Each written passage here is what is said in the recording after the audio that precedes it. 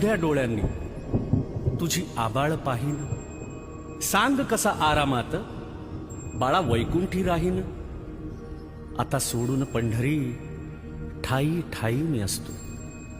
बघ तुझा जनार्दन आता जनात वसतो. कोण बांधतो रे आस, कोण पुरवितो श्वास. लीला तुझ्या सावळ्याची तुला ठेवले डांबून, की हे काळाचे सावट जावे निघून.